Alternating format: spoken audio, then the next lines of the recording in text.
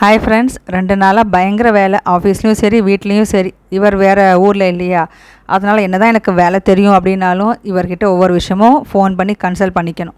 Evening ஒரு 6:30 வீட்டுக்கு வந்ததுக்கப்புறம் தான் ஒரு 1 hour ரெஸ்ட் எடுத்துகிட்டு மித்த வீட்டு வேலையெல்லாம். இந்த மாங்காய் இஞ்சி வாங்கி 3 நாள் ஆகுது. இதை போடுறதுக்கு நேரம் இல்லை. அதனால் இன்றைக்கி முதல் வேலையாக இதை வெட்டி போட்டு உப்பும் போட்டு வச்சுட்டேன்.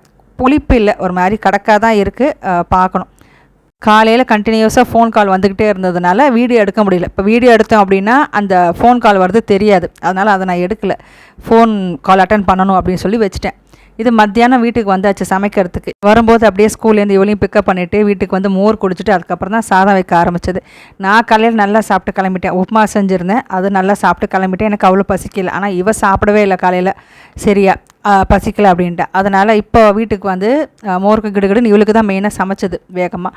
மோர் குழம்பு அதுதான் கொஞ்சம் சீக்கிரம் ஆகிடும், ஒரு 10 நிமிஷத்தில் பொங்கிடும். மோர் குழம்பு அதுக்கப்புறம் வெண்டைக்காய் கறி பண்ணி முடிச்சிடலாம் இவளுக்கு அப்படின்னு. இதனால தான் வந்து காலையில் முன்னெல்லாம் சமைச்சிருவேன் ஒரேடியாகவே. நான் சாதம் அதுக்கப்புறம் நிறையா சாம்பார்லாம் நிறைய வைப்பேன், நைட்டு வரைக்கும் வரும். அதுக்கப்புறம் காய் இதெல்லாம் செஞ்சு சாலடெல்லாம் செஞ்சு வச்சுருவேன். இந்த மாதிரி பசிக்கிற நேரம், இந்த மாதிரி நேரத்தில் வந்துட்டு ஏதோ ஒரு உப்புமாவோ இல்லை தோசையோ ஊற்றி சாப்பிட்டுக்கோம். அப்படி தான் இப்போ வேலைக்கு போகிறவங்கலாம் இந்த மாதிரி தான் சமைச்சு சாப்பிட்ணுங்கிறது இல்லை. சில நேரம் வரும்போது பசிக்கும் அப்படின்னா ஏதாவது டிஃபன் பண்ணி சாப்பிட்டு நாங்கள் பாட்டு இருந்துருப்போம். அந்த மாதிரி தான் நான் செஞ்சுட்டு இருந்தேன். இப்போ ஒரு 20 நாள் தானே, அதனால் ஒன்றும் பெரிய பிரச்சனை இல்லை. வந்து கிட்டக்க தானே இருக்குது ஆஃபீஸ், வந்து சமைச்சிக்கலாம், சூடாக இவ்வளோ கொடுத்துடலாம் அப்படின்னு. இவர் ஊரில் இருந்தார் அப்படின்னா எனக்கு கொஞ்சம் சிரமம் குறையும். வருஷ பருப்புக்கு நல்லா விதவிதமாக செஞ்சு சாப்பிட்லாம் அப்படின்ட்டு யோசித்தேன். பட் ஆனால் ஒன்றுமே செய்யலை. வெறும் பாயசம் மட்டும், ஒன்றும் வெறும்னு இருக்கக்கூடாது அப்படின்ட்டு ஒரு பாயசமும் குலோப் ஜாமுன் மட்டும்தான் செஞ்சேன். ஏன்னா நாங்கள் 2 பேர் தானே அப்படின்னு சொல்லிட்டு ஃப்ரெண்டு வீட்டுக்கு லஞ்சுக்கு கூப்பிட்டுட்டாங்க. சரி, நம்ம செஞ்ச குலோப் ஜாமுன் அப்புறம் 2 மாம்பழம் இதெல்லாம் எடுத்துகிட்டு போனேன், சும்மா போகக்கூடாது அப்படின்ட்டு. எடுத்துகிட்டு போயிட்டு அவங்க மத்தியானம் நாங்கள் லஞ்சும் சாப்பிட்டுட்டு கையில் கட்டியும் கொடுத்துட்டாங்க. இந்த மாதிரி சாம்பார் ரசமெல்லாம் அந்த மாதிரி விருந்து வச்சுருந்தாங்க. பாயசம் வடை நட்டு எல்லாத்தையும் கையிலையும் கட்டி கொடுத்துட்டா ஒரு கேரியரில். வீட்டுக்கு போயிட்டு சாப்பிட்டு டின்னருக்கு நீங்கள் 2 பேர் தானே, சாதம் வச்சு சாப்பிட்டுக்கங்க அப்படின்னு.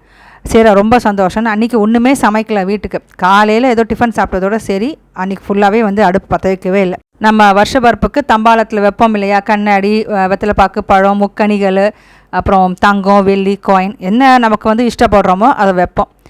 அதெல்லாம் ஒரு பக்கம், அதெல்லாம் வந்து ட்ரெடிஷன். ஆனால் இது எல்லாத்தையும் தாண்டி சந்தோஷமாக இருக்கோமா அன்றைக்கி, அவ்வளோதான், அதோடு முடிஞ்சு போச்சு. வருஷ பருப்பு அப்படி தான் ஆரம்பிக்கும்.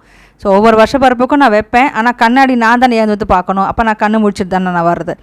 அதனால் ஆனால் ஹாப்பியாக இருக்கும். ஸோ அதே மாதிரி தான் இந்த வருஷ பருப்புக்கும் அதே மாதிரி தான் எல்லா ஃப்ரெண்ட்ஸோட ஜாலியாக சந்தோஷமாக ஒரு ஹாப்பியான ஒரு ஸ்டார்டிங்காக தான் இருந்தது. ஆனால் அங்கே வேப்பம்பு பச்சடி பண்ணது என்னவோ நான் தான். ஏன்னா இங்கேருந்து நான் வேப்பில் அந்த வேப்பம்பு ஒரு பேக்கிங்கில் இருந்தது, அதை போய் நான் காசு கொடுத்து வாங்கிட்டு போனேன். இருக்குது, மரம் இருக்குது, ஆனால் ரொம்ப ஹைட்டாக இருக்கா, என்னால் எடுக்க முடியல. அதனால் சரின்னு சொல்லி அவைலபிளாக இருக்குன்னு காசு கொடுத்து போயிட்டு அங்கே போயிட்டு பச்சடி பண்ணியாச்சு. விளக்கு ஏற்றணும் அப்படின்ட்டு ஒரு 5:05 நான் வீட்டுக்கும் வந்துட்டேன். வந்து விளக்கேற்றி ஸ்லோவாக சொல்லிவிட்டு, ஏன்னா எனக்கு சாம்பார் ரசம் கூட்டு எல்லாம் கொடுத்து விட்டுட்டா. அதெல்லாம் வெறும் சாதம் மட்டும் வச்சா போதும் எனக்கு. அன்றைக்கி இந்த வருஷ வரப்பு தான் எனக்கு வேலையே இல்லாமல் இருந்திருக்கேன். வீட்டு வேலையும் கிடையாது, சமையல் வேலையும் கிடையாது. இன்றைக்கி மத்தியானம் சாதம், மாம்பழம் போட்டு மோர் குழம்பு, வெண்டைக்காய் கறி எல்லாம் முடிச்சுட்டு ஒரு 5:30 வீட்டுக்கு வந்தாச்சு. வீட்டுக்கு வந்துட்டு அப்போ தான் கேஸ் டீ போட்டு குடிக்கலாம் அப்படின்ட்டு பார்த்தா கேஸ் வந்து தீர்ந்து போயிடுச்சு, சிலிண்டர் தீர்ந்து போயிடுச்சு.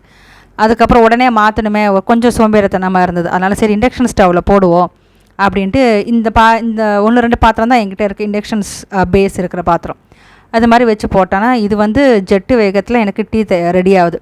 நானும் அந்த டீ அந்த மில்க்குங்கிற ஆப்ஷனில் நானும் ஹையில் வச்சு பார்க்குறேன், ஒன்றும் ரெடியான மாதிரி தெரியல.